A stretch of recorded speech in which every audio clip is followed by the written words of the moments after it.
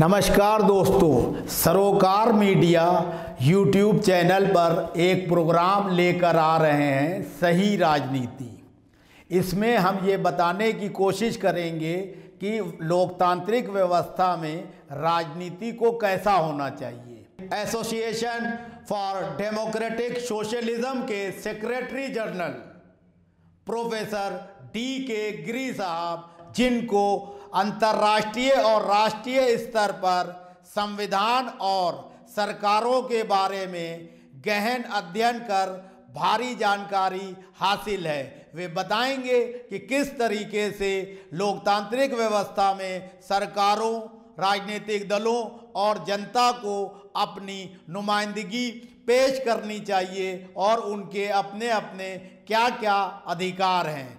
हमारे देश की राजनीति किस दिशा में जा रही है और उसको किस दिशा में वास्तव में होना चाहिए। राजनीति में पक्ष विपक्ष की बात ही नहीं होगी, सिर्फ सही बात होगी। इस प्रोग्राम के माध्यम से जनता को ये बताने का प्रयास किया जाएगा कि हमारे देश में राजनेताओं, सरकार, राजनीतिक दलों और जनता को किस तरीके से अपने लोकतांत्रिक और संवैधानिक अधिकारों का इस्तेमाल करना चाहिए, ताकि देश आगे भी बढ़े और जनता को मान सम्मान के साथ जीवन जीने के सुअवसर प्राप्त हों। आप इस प्रोग्राम पर गहरी नज़र रखें और समय समय पर हमें सुझाव दें। हमारा व्हाट्सएप नंबर है 9540297770। आप हमें अपनी प्रतिक्रियाएं इस पर भेजें।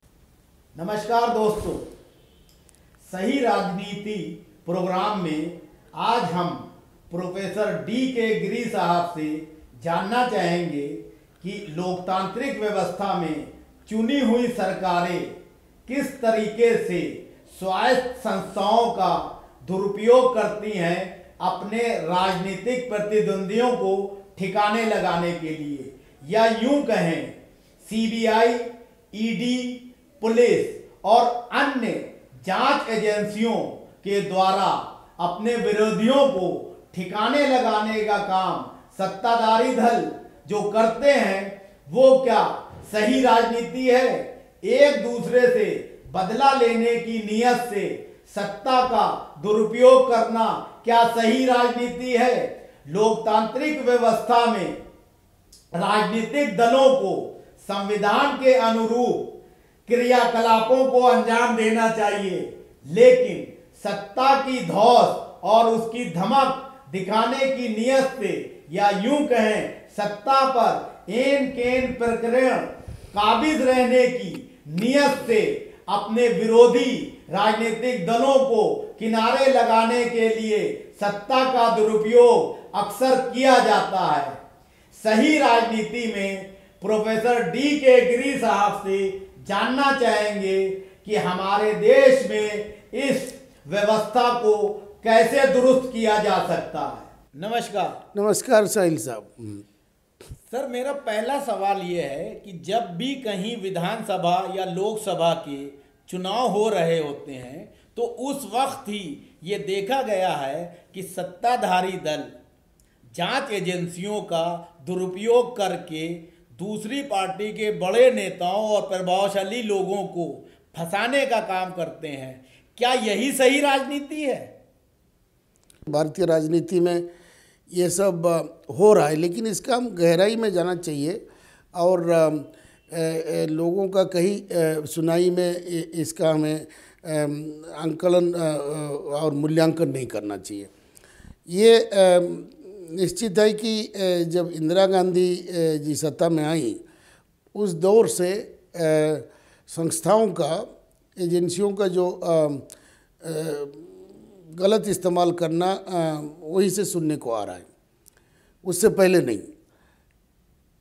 किंतु ये जो इस्तेमाल हो रहा है, जैसे आपने नाम लिया ED और CBI, इनकम टैक्स डिपार्टमेंट भी, और पुलिस भी हैं। पुलिस में बहुत सारे विभाग है, जिसमें इकोनॉमिक विंग है, इकोनॉमिक ऑफेंस विंग है, और इनको भी लगा देते हैं। लेकिन ये भी सोचना है कि जिनके पीछे लगाते हैं वो दोषी है कि नहीं। अगर कुछ गलत काम ना हुआ तो सीबीआई को तो इसे नहीं लगाया जा सकता आपके पीछे या मेरे पीछे। बड़ा अपराध हम लोगों ने किया होगा, जो चले आर्थिक हो या नैतिक हो या राजनीतिक हो, तभी इस एजेंसी हम लोगों के पीछे लगाया जा सकता है, किसी के पीछे भी लगाया जा सकता है। लेकिन आपको ये कहना है कि जो आपने टाइमिंग की बात कही चुनाव से पहले, वो सोचने वाली विषय है। कारण सीबीआई स्वायत्त शासित ये संस्थाएं हैं, उनको अपना काम करना चाहिए, चुनाव से उनका कोई लेना देना नहीं है। तो ये जो टाइमिंग है उस पर लोगों का थोड़ा सा शक होता है कि चुनाव से पहले ही क्यों सीबीआई या ईडी रेड कर रहे हैं नेताओं का। सो उसमें जब चर्चा होता है, हम लोगों ने भी हमारा लेख के जरिए और टेलीविज़न इत्यादि में जो चर्चा होता है उसमें हम टाइमिंग का ज़रूर सवाल उठाया है। लेकिन जो कोई दोषी है, जो कोई आरोपित है, तो उसके पीछे एजेंसी अगर जाए तो इसको हम लोग राजनीतिकरण नहीं कर सकते। अच्छा, 2014 के लोकसभा चुनाव में भारतीय जनता पार्टी के बड़े बड़े नेता ये कहते थे, और ख़ास तौर से तब उमा भारती ने सार्वजनिक तौर पर भी ये कहा था रॉबर्ट वाड्रा को लेकर कि दामाद जी जेल जाएंगे शपथ लेते ही मोदी जी के। आज दूसरी बार भी प्रधानमंत्री नरेंद्र मोदी बन गए और उनके घर पे पुलिस, ईडी और सीबीआई के वाड्रा के घर में छापे भी पड़े, तो वाड्रा तो अभी तक जेल नहीं गए। तो इसको किस नज़रिए से देखेंगे? क्या कांग्रेस को डराने धमकाने के लिए ही मिसयूज किया गया था? और अगर बकौल आपके वो दोषी थे या ऐसे ही नहीं इस्तेमाल किया जाता है तो अब तक वाड्रा जेल क्यों नहीं गए? जो प्रक्रिया ये लोग शुरू करते हैं, ये इसका अंत नहीं दिखता है। वाड्रा के बारे में हम काफ़ी दिनों से सुन रहे हैं। जो ज़मीन का घोटाला जो हरियाणा में हुआ है, और वहाँ पे एक ऑफिसर उनके पीछे काफ़ी शोध करके, काफ़ी इंक्वायरी करके उन्होंने निकाला ये सब घोटाला। कोई खेमका साहब थे, उनको भी 8-10 बार उनको तबादला किया गया, ये सब हुआ है। लेकिन हाँ, जो एक प्रक्रिया शुरू होता है उसका जिसको अंग्रेजी में कहते हैं लॉजिकल एंड हो, तब अच्छा रहता है कि भाई ये न्याय हुआ इसके साथ और ये न्यायपूर्ण कार्य हुआ।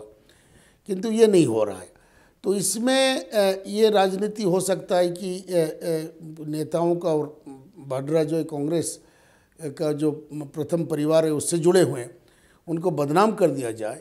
अब बदनाम करने के बाद आपका राजनीतिक मकसद पूरा हो गया, तो न्याय लोगों को मिले ना मिले, जो घोटाला का अंजाम हो ना हो, लेकिन पॉलिटिकली उनको आपने बैकफुट में डाल दिया, तब हमारा काम हो गया।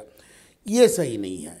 न्याय का एक अलग रास्ता है और राजनीति का अलग रास्ता है। राजनीतिकरण कर सकते हैं और राजनीतिक फ़ायदा भी उठा सकते हैं, लेकिन न्याय का रास्ता आखिर तक जब तक ना पहुँचे न्याय नहीं होता। ये तो सरकार को सोचना चाहिए और बुद्धिजीवियों को, आइनजीवियों को सोचना चाहिए कि न्याय का मांग क्या है, और कोई चीज़ आप शुरू करते हो तो उसका अंत जब तक ना हो, न्यायपूर्ण काम नहीं हुआ। ये तमिलनाडु की पूर्व मुख्यमंत्री स्वर्गीय जयललिता भ्रष्टाचार में लिप्त थी, उनके ऊपर मुकदमे भी हुए, लेकिन उन्होंने जब बीजेपी को समर्थन देना स्वीकार कर लिया तो उनको वो खून जो है 7 खून भी माफ।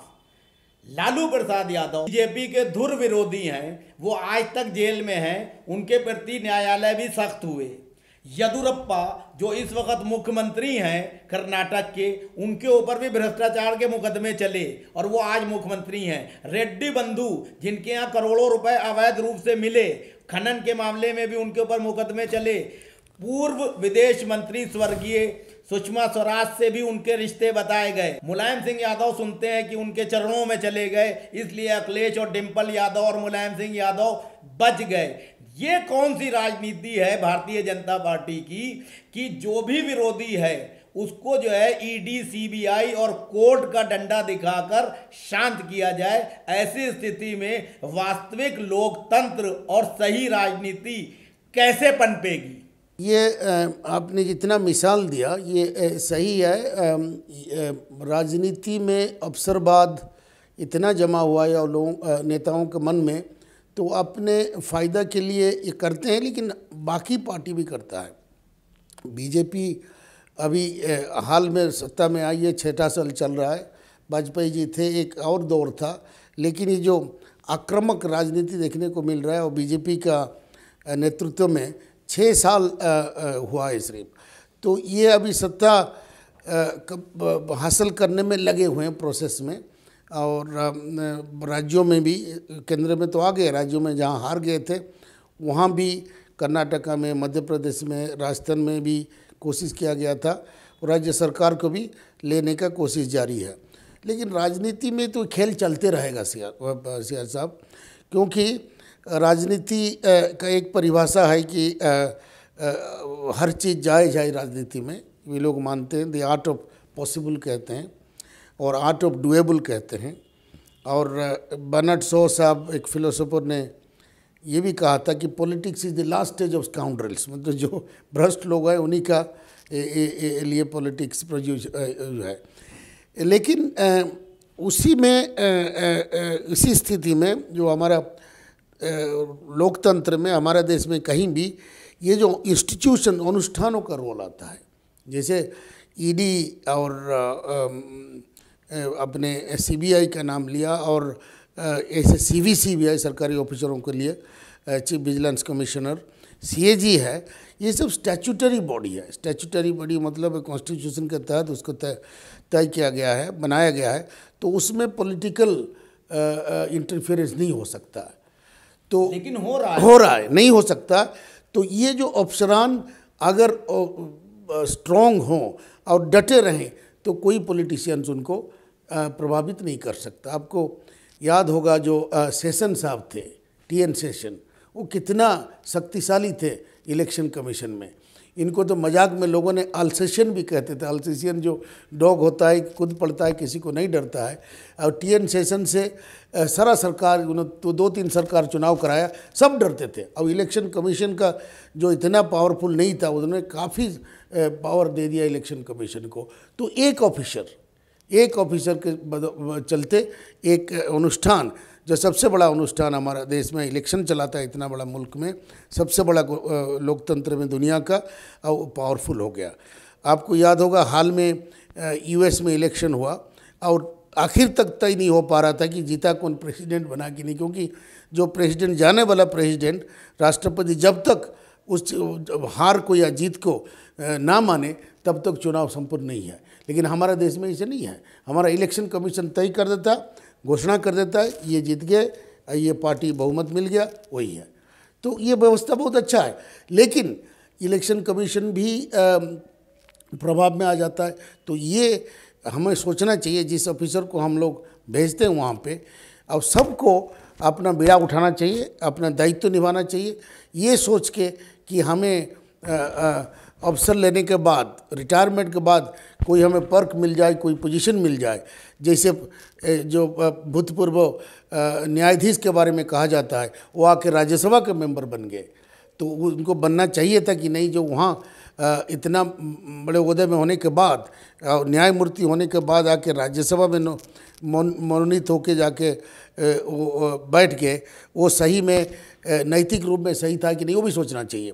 लेकिन लोग ये सोच के भी सरकार की तरफ झुकते हैं, वो नहीं होना चाहिए। आपने जैसे ये कहा कि भारतीय जनता पार्टी के नेतृत्व वाली सरकार तो अभी 6 साल हुए हैं बने हुए, उससे पहले की सरकारें भी इस तरह से करती रही हैं, सत्ता का दुरुपयोग करती रही हैं, जांच एजेंसियों का इस्तेमाल करती रही हैं अपने विरोधियों को ठिकाने लगाने के लिए। लेकिन क्या कोई पहली सत्ता इस तरह का असंवैधानिक कार्य करती है तो जो दूसरी सत्ता आती है, दूसरे राजनीतिक दल की पार्टी की सरकार बनती है, तो क्या उसको लाइसेंस मिल जाता है उन गलत कामों को, या उसको सही राजनीति करना चाहिए, राष्ट्र हित में और लोकतांत्रिक मूल्यों पर चलते हुए एक आईना दिखाना चाहिए कि सरकार ऐसे चलाई जा सकती है। बदले की भावना से राजनीति करना क्या सही है? ये लोकतंत्र में एक असूल है या एक परंपरा है जिसको कन्वेंशन बोलते हैं। परंपरा कन्वेंशन बोलते हैं। और जो राजनीति और लोकतंत्र का जिसको जननी माना जाता है यूनाइटेड किंगडम को, वो उनका राजनीति लोकतंत्र ये कन्वेंशन में चलता है। उनका तो लिखित कोई संविधान भी नहीं है उस देश में, लेकिन ये जो कन्वेंशन बन गया उसी को मान के ये आगे वो लोग सत्ता चलाते हैं। जैसे आपने कहा, जो भूतपूर्व सत्ताधारी पार्टी अगर कोई गलत करता है तो वो दूसरे आने वाला पार्टी को कोई लाइसेंस मिल जाता है क्या? ये नहीं, लेकिन दूसरे ढंग से उसको देखिए, जो पार्टी गया है अगर कोई अच्छा काम किया है उसको भी तो आगे बढ़ाना चाहिए, ठीक है, उसी को कन्वेंशन बोलते हैं। लेकिन हमारा देश में कन्वेंशन को नहीं माना जाता है, हम संविधान को ही देखते हैं, लेकिन परंपरा को भी हमें देखना चाहिए। जैसे हमारा आज़ादी मिली, जो कॉन्स्टिट्यूएंट असेंबली था उस वक्त का जो सरकार था, या जो आज़ादी का आंदोलन में जिस तरह की बातें और जिस तरह की प्रक्रिया फॉलो किया जाता था, उसको भी हमें मानना चाहिए। वो नहीं मानते हैं पार्टीज। और जब परंपरा को हम तोड़ देंगे और हमारे इतिहास को हम भूल जाएंगे, तब इस तरह का गलत कदम उठते ही रहेगा। तो ये गलत है, गलत परंपरा को सुधारना चाहिए, अच्छे परंपरा को मानना चाहिए। अच्छा सर, मेरा एक सवाल और है कि भारतीय जनता पार्टी के नेतृत्व वाली केंद्र सरकार सारे के सारे सार्वजनिक क्षेत्र के उपक्रम, एविएशन, ट्रेन, सभी को निजीकरण कर रही है, निजी हाथों में सौंप रही है। और ये वक्तव्य जारी किए जाते हैं मंत्रियों और प्रधानमंत्रियों द्वारा कि विनिवेश जो है वो तो प्रधानमंत्री जब कांग्रेस के नरसिम्हा राव थे उस वक्त से चला आ रहा है, और कांग्रेस ने भी ये काम किया। क्या कांग्रेस ने अगर कोई काम किया उससे देश में रोजगार सृजित नहीं हो रहा है, सरकारी संपत्तियां नीलाम हो रही हैं कौड़ियों के भाव, तो इनको भी वैसा करने का अधिकार मिल गया है क्या जो सब कुछ निजी कर रहे हैं? निजीकरण एक तरह से एक आइडियोलॉजी बन गया है। निजीकरण तो शुरू हुआ 1991 में, और ये कांग्रेस पार्टी ने शुरू की थी जब मनमोहन जी प्रधानमंत्री थे। उस वक्त कहा गया था कि इमरजेंसी आ गया है, हमारा फॉरेन करेंसी जो है ख़त्म हो गया है, और इसीलिए हमें LPG जिसको कहते हैं, लिबरलाइजेशन, प्राइवेटाइजेशन, ग्लोबलाइजेशन, निजीकरण का 3 हिस्सा है, उसको हमें करना चाहिए। ये हुआ था, और ये बीजेपी इस चीज़ को कंटिन्यू कर रहा है सिराज साहब। लेकिन एक चीज़ हमें सोचना है कि बीजेपी सरकार वो मानती है, और लोग भी मानते हैं, निर्णायक सरकार है, निर्णायक नेतृत्व है, और उनके पास आइडियोलॉजी है जो राष्ट्रवाद का और अपनोवाद का, आत्मनिर्भरता का, इस तरह का आइडियोलॉजी को लेके ये लोग कर रहे हैं, और जो भी कर रहे हैं वो देश के हित में कर रहे हैं। आपने कहा कि भारतीय जनता पार्टी की सरकार जो कहती है, कमिटेड सरकार है, उसको जो है करती है। भारतीय जनता पार्टी की सरकार ने दिल्ली में हुए दंगों को देखते हुए उस वक़्त के जो कमिश्नर ऑफ पुलिस थे अमूल पटनायक, उनकी नाकामियां रहीं। एक खास वर्ग को प्रताड़ित किया गया। पुलिस की मौजूदगी में कपिल मिश्रा जैसे लोगों ने उत्तेजक भाषण दिए, लेकिन आज वो सिक्योरिटी लेके पूरे दिल्ली का देश भर में घूम रहे हैं। लेकिन उसी तरह का कृत्य करने वाला किसी दूसरे धर्म का व्यक्ति था, वो आज जेल की सलाखों पर है और बंद है। तो कानून का राज होना चाहिए लोकतांत्रिक व्यवस्था में, निष्पक्षता के साथ। इसी से जुड़ा सवाल कि भारतीय जनता पार्टी के समर्थक उद्योगपति और उनके चहेतों की आय और व्यय पिछले 6 सालों में बहुत ज़्यादा बढ़ी है। क्या उनकी जांच नहीं होना चाहिए, जैसा विपक्षी दल के राजनेताओं या उनके समर्थक व्यापारियों की होती है? पहले अपने जो पुलिस का और जो दंगा हुआ था उसकी बात अपने उठाया, तो उसमें वही अनुष्ठान की बात आ जाती। पुलिसिंग जो लॉ एंड ऑर्डर की जो एक हमारा एजेंसी है, उसको भी स्वायत्त और सशक्त होना चाहिए। अब मैं इसके बारे में आपका दर्शकों को बताना चाहूँगा। एक शंकर सेन साहब हैं जो डायरेक्टर जनरल थे नेशनल पुलिस एकेडमी का, और काफ़ी अध्ययन करते लिखते भी हैं। हाल में उन्होंने एक आर्टिकल लिखा पुलिसिंग के ऊपर, पुलिस कैसे काम करना चाहिए उसके ऊपर लिखते हैं। हाल में एक उन्होंने लेख लिखी है और स्टेट्समैन में वो छपा है, तो उन्होंने 26 जनवरी में जो हुआ उसका जिक्र किया है। तो कह रहे हैं पुलिस को, वो कह रहे हैं कि पुलिस का ही सरासर गलत है, और ये चाहे वो दंगा का हो या 26 जनवरी का हो, उसमें हम राजनीतिक नेतृत्व को या दल को हम दोषारोप नहीं कर सकते। हालांकि आखिर में पुलिस भी गृह मंत्री के अंडर ही आता है, तो आखिर में गृह मंत्री ही दोषी हैं, लेकिन जो कमिश्नर है उसका पहला दायित्व तो बनता है कि कमांड वही संभाल रहा था। शंकर सेन ये जिक्र करते थे कि ये जो 26 जनवरी में उनको जो परमिशन दिया गया और जो एग्रीमेंट हुआ था आंदोलनकारी और पुलिस के बीच में, वो अक्सर नहीं मानते हैं लोग, उसी का आधार पे पुलिस को उन्हें परमिशन नहीं देना चाहिए था 26 जनवरी के दिन, और कोई दिन दे देते, 26 जनवरी के दिन नहीं देना चाहिए था। और लाल किला तो कैसे लोग पहुँचे वो भी पुलिस का कमी आ रही है।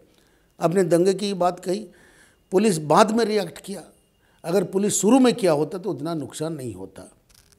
अमूल्य पटनायक का अपना नाम लिया, इत्तेफाक से हम लोग साथ पढ़ते थे, मेरा वो क्लासमेट है, लेकिन जो भी पुलिस कमिश्नर थे उन्होंने सही समय पे सही रिएक्शन नहीं किया। उसके लिए आप गृह मंत्री उस वक्त राजनाथ सिंह शायद थे, उनको अमित शाह थे, उनको आप कहें या पुलिस कमीशन को, क्योंकि जो कमांडर हैं उनको दोषारोप करें, ये मैं तो कहूँगा ये पहला काम पुलिस कमिश्नर का है। अगर गृह मंत्री उनको रोकते थे, वो आके बोले कि मेरा हाथ रोका गया है, वो रिटायर होने वाले थे, उनका क्या डर था और किस चीज़ का उनमें खौफ था कि उन्होंने अपना काम नहीं किया। अगर उनका हाथ बांध दिया गया था तो उन्होंने कहा क्यों नहीं। अक्सर ये देखने और सुनने में आता है कि सरकारी पदों पर, खासतौर से उच्च पदों पर रहने वाले IAS, PCS और विदेश मंत्रालय से संबंधित अधिकारी जब सेवानिवृत्त हो जाते हैं तो अपने कार्यकाल के दौरान किए गए सरकार के निर्णयों पर क्वेश्चन मार्क लगाते हैं, सवालिया निशान उठाते हैं और राजनीतिक दृष्टि से उसका लाभ भी उठा लेते हैं। ऐसे बहुत से उदाहरण हैं।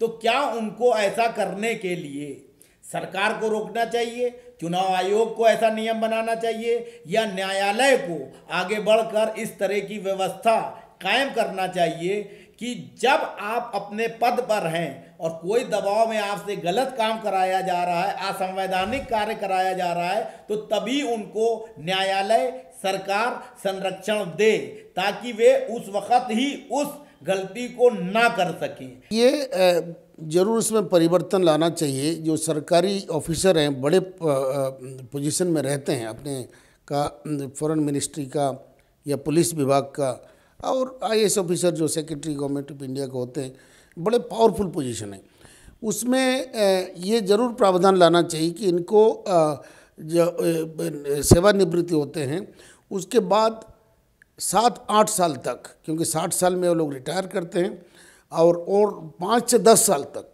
इनको कोई पद में नहीं रखना चाहिए सरकारी, रीअपॉइंटमेंट उनका नहीं होना चाहिए। तो फिर 70 साल के बाद अगर कोई कर्मठ है और स्वस्थ है तो सोचा जा सकता है, लेकिन तुरंत 10 साल के अंदर अगर उनका कोई नियुक्ति ना हो, रीअपॉइंटमेंट ना हो, तो उन पर जो लालच है कि रिटायरमेंट के बाद हम ये करना, वो नहीं रहेगा। फिर वो भी सोचेंगे मैं काहे के लिए मैं समझौता करूं, कॉम्प्रोमाइज़ क्यों करूं, अपना ज़मीर को क्यों बेचूं जो मुझे कुछ मिलने वाला नहीं है।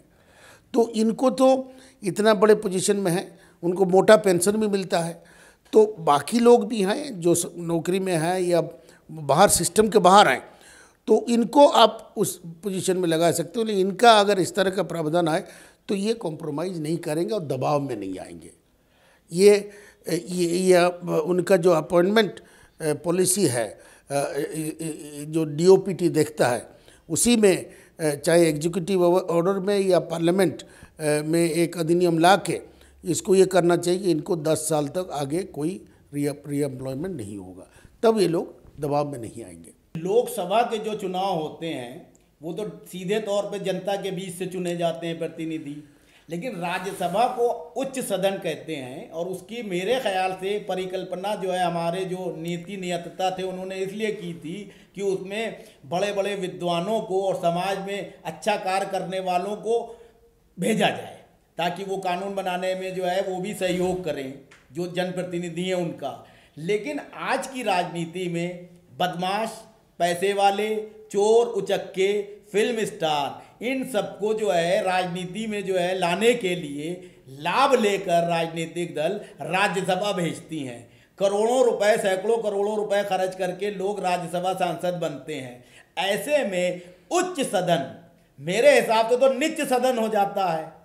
तो इस व्यवस्था को बदलने के लिए क्यों ना 250 जो राज्यसभा सांसद हैं उनका भी चुनाव जनता के साथ किया जाए। ये जो वही ब्रिटिश पार्लियामेंट से शुरू हुआ, क्योंकि हम लोगों का जो संविधान बना है ब्रिटेन, अमेरिका और फ्रांस का, इनसे लेके बनाया गया है।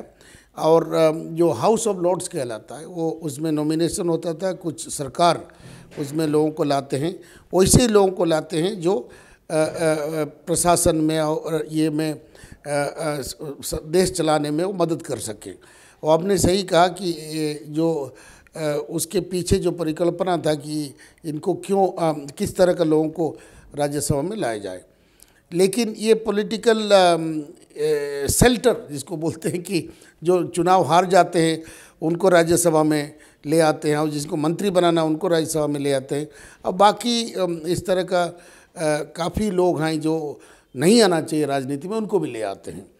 सो ये गलत है, लेकिन शायद आप ही का एपिसोड में हम लोगों ने चर्चा किया है कि राजनीतिक का चरित्र तभी बदल पाएगा जब लोग बदलें और लोग उस चीज़ का स्वीकार करना छोड़ें। मेरा सवाल यही है कि राज्यसभा के जो सांसद हैं, जो पैसे के दम पे, बाहुबल के दम पे, पैसा पार्टियों को चंदा देकर बन जाते हैं सांसद, तो उनको रोकने के लिए जनता से सीधा चुनाव क्यों ना कराया जाए, वो एक कुरीति तो खत्म हो। मैं ये जानना चाहता हूं। अमेरिका में होता है, जो सीनेट, दो जो हाउस ऑफ रिप्रेजेंटेटिव और सीनेट है, दोनों का चुनाव होता है। ये व्यवस्था बाकी देशों में दोनों का चुनाव होता है और डायरेक्ट इलेक्शन होता है। तो हमारे देश में भी ये होना चाहिए, लेकिन जैसे मैंने कहा ये परंपरागत ब्रिटिश मॉडल को हम लोगों ने अपनाया है, तो उसमें नॉमिनेशन, पार्टी का नॉमिनेशन का व्यवस्था है। देखो, जो लोकसभा का जो चुनाव है 543 लोगों का जो चुनाव होता है वो तो डायरेक्ट इलेक्शन होता है। राज्यसभा में भी वही चुनाव हम लोग उसी के हिसाब से करें, तब ये फिर लोकसभा और राज्यसभा में अंतर नहीं रहेगा। लेकिन कुछ दक्षिण भारत में जो कुछ राज्य हैं, कर्नाटका का मुझे जानकारी है, जो उसको ग्रेजुएट कॉन्स्टिट्यूएंसी बोलते हैं, जो ग्रेजुएट लोग ही उसको वोट दे सकते हैं। आपका बात दुरुस्त है कि राज्यसभा का चुनाव हो, लेकिन उसका जो कॉन्स्टिट्यूएंसी अलग किया जाए, है ना। कुछ थोड़ा सा ग्रेजुएट कॉन्स्टिट्यूएंसी बना दीजिए कि जो वोट देंगे वो पढ़े लिखे हों, तो उसमें फिर उसी तरह का लोगों को लोग चुन के लाएंगे। अब आम लोकसभा और जैसे चुनाव हो, आम आदमी वोट दें, तो लोकसभा राज्यसभा में अंतर नहीं रहेगा। ये एक बात। और दूसरी बात, राज्यसभा में जो पार्टी मनोनयन करके लाता है उसके पीछे भी कारण है। जो लोग लोकसभा में नहीं जीत पाते हैं, जो अच्छे लोग हैं, जो चर्चा में भागीदारी गुणवत्ता के साथ कर सकते हैं, उनको लाने के लिए जो पार्टी नॉमिनेट करता है, ऐसे अच्छे लोग भी आए हैं। नहीं, अच्छे के काफ़ी अच्छे लोग भी, अपराधी लोग भी आ जाते हैं। तो अच्छे, एक अच्छे के चक्कर में 10 जो है चोर उचक्कों को ले लिए जाए, ये व्यवस्था तो दूषित हो रही है ना। कोई भी व्यवस्था बनाए, जैसे अगर व्यक्ति सही ना हो, चाहे आपका नेता हो या जनता, तो व्यवस्था दूषित हो ही जाएगा। तो मैं फिर दोहराऊंगा, शायद आपका एपिसोड में अगर मैं नहीं कहा, तो व्यक्ति, व्यवस्था और विचार तीन स्वस्थ हो, तब जाके आपका लोकतंत्र या राजनीति भी सही होगा। तो कितना भी व्यवस्था बदल दें, गांधी जी ने कहा था, जब तक आपका चरित्र नहीं बदलता, कोई भी व्यवस्था हो वो दूषित हो जाएगा। इसलिए उसके साथ साथ हमें लोगों का सोच और लोगों का जो राजनीति में आते हैं, राजनीति का चरित्र और राजनेता का चरित्र हमको बदलना चाहिए। और जो लोग गलत हैं उसको हमें विरोध करना चाहिए, और चुनाव में विरोध करना चाहिए। गलत लोगों को हमें वोट नहीं देना चाहिए। अच्छा, एक सवाल का आप और जवाब दे दीजिए कि जो हमारी जांच एजेंसियां हैं, CBI, ED, police, income tax और अन्य विभाग, उनमें जो है सरकार अपने पद का, सत्ता का दुरुपयोग ना करे, इसके लिए क्या व्यवस्था होना चाहिए? उसमें जैसे हमने कहा, ये जो ऑफिसरान हैं जो इसको चलाते हैं, और सारे ऑफिसरान चलाते हैं और वो नेशनल सिलेक्शन में आते हैं, इनकम टैक्स वगैरह जिसका नाम जितने आपने नाम लिया। सीबीआई भी जो आईपीएस के माध्यम से आते हैं, सीबीआई कुछ अपना भी रिक्रूट करता है। तो उनको गांठ बांध लेना चाहिए कि हम दबाव में नहीं आएंगे। और जब तक इस तरह का ऑफिसर हमें ना मिले, मैंने आपको टीएन शेषन साहब का उदाहरण दिया, तब दबाव तो पड़ेगा ही। मैं आपको कहूँ पॉलिटिकल पार्टीज़, कोई भी पार्टी हो, आप बीजेपी है, बीजेपी थोड़ा जल्दी है और मेजॉरिटी में है तो वो ज़्यादा दबाव शायद दे रहे हैं, लेकिन और भी कोई पार्टी हो वो भी दबाव दे सकता है। तो ये दबाव से बचने के लिए, उनको बचाने के लिए हमारा ऑफिसरान उनको हमें सही ऑफिसर को चुनना चाहिए। उनका कोई लालच में या कोई डर में ये लोग ना आ जाएं, तो उसको हमें सोचना पड़ेगा। जैसे मैं आपको बताऊं, अगेन ब्रिटेन का जो उदाहरण है, बीबीसी करके आपको एक मीडिया है, आप जानते हैं, हमारा मीडिया को गोदी मीडिया कहा जा रहा है। बीबीसी को कोई सरकार का उनका कोई प्रभाव नहीं है, और बीबीसी कहता है कि हम कोई गवर्नमेंट का दबाव में नहीं आएंगे, अब पूरा दुनिया जानता है। तो इसीलिए हमारे प्रधानमंत्री जो राजीव गांधी थे वो कहते थे कि मुझे अगर कोई खबर सुनना हो और सही खबर सुनना तो मैं बीबीसी खोलता हूँ, ऑल इंडिया रेडियो नहीं खोलता हूँ। तो बीबीसी अभी भी अपना स्वायत्ता बरकरार रखा है। तो ये संभव है, हमारे देश में ही लोग दबाव में नहीं आते, ऐसे काफ़ी ऑफिसर हैं नहीं आते। तो वो उनको मिसाल देना चाहिए, उनसे प्रेरणा लेना चाहिए, और वैसे ही ऑफिसरों को उनको ट्रेनिंग, उनको प्रोत्साहन और प्रेरणा देना चाहिए कि वही ऑफिसर रहें कि पॉलिटिकल दबाव में ना आए। यही है, पॉलिटिशियंस दबाव देगा, कोई भी पार्टी हो, उससे आप अपना ये स्वार्थ के लिए देगा, उसका रोक, उसका काट लोग हैं, आम आदमी है, और दबाव का काट बाकी हमारा अनुष्ठान है, अनुष्ठान जो चलाते हैं उसका है। सबका अपना जिम्मेदारी निभाना पड़ेगा। अभी अमेरिका में क्या हुआ, अब देखिए अमेरिका की मिसाल लोग भूल जाते हैं।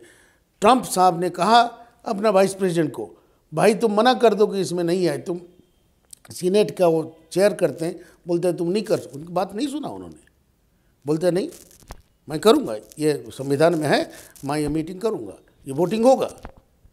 अब वोट हुआ और उनको बाइडेन साहब को उन्होंने अनाउंस किया, लेकिन वो अगर वो चाहते थे नहीं होने देते तो ही और खींचता मामला, लेकिन वो उनके खुद वाइस प्रेसिडेंट जिनको उन्होंने खुद चुना था, उन्होंने उनका बात नहीं मानी। ईमानदारी तभी डोनाल्ड ट्रंप जैसे व्यक्ति को अमेरिकन व्यवस्था उनको हटा दिया। उनके खुद पार्टी के लोग विरोध किए, जब इम्पीचमेंट अभी हो रहा था काफ़ी लोग उनके खिलाफ वोट दिए। ये बीजेपी में या कांग्रेस में अपने लीडर के खिलाफ कोई वोट देगा? सही राजनीति प्रोग्राम में ये थे प्रोफेसर DK गिरी। अगले एपिसोड में फिर मिलेंगे किसी अन्य मुद्दे पर, तब तक के लिए इजाज़त दीजिए। नमस्कार।